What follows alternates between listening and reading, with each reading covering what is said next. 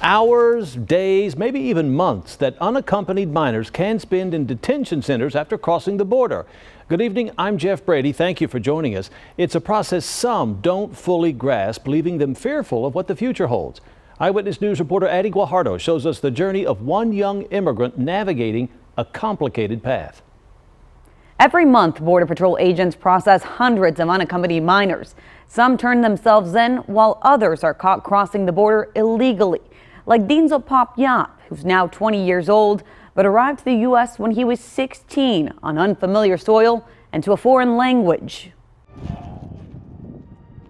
With a prayer and a blessing from his mother in Guatemala, Dinzo Papyat set his eyes on the land of the free. No hay trabajo y por eso decidí venir.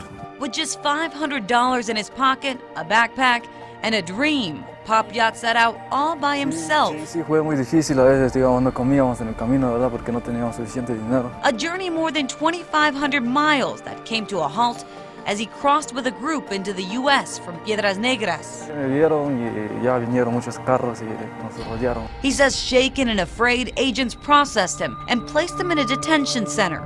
He spent 12 days in detention, in distress and unsure of the future, before Raíces, a San Antonio nonprofit that provides free services to immigrants, took on his case.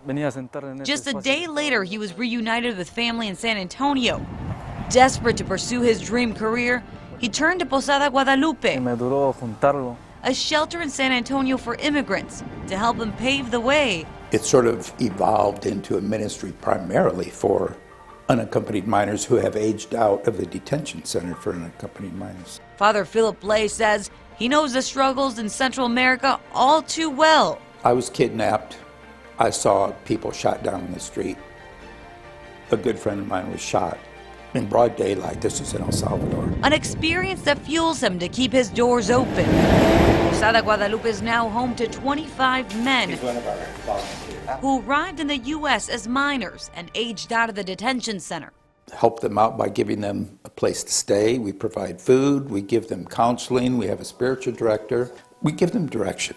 Leadership that helped Papyat graduate from John Jay High School, and representation from Raíces attorneys that obtained a work visa for Papyat. A journey filled with long nights, but a determination Veronica Cardona says shatters the rhetoric that immigrants are criminals. Here and look at the ones that are actually busting their butts to make money and send back home to their families. It's been 4 years since Papyat embraced his family. A sacrifice he describes as painful but rewarding.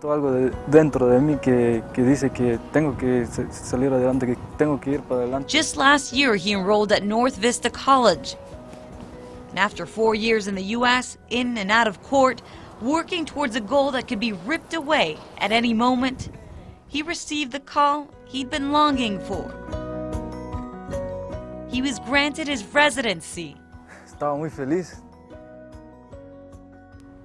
Papyat tells me his dream is to become an FBI agent and adds that he's saving his money to visit his family, hopefully in the next few months. In the studio, Addie Guajardo, KENS 5 Eyewitness.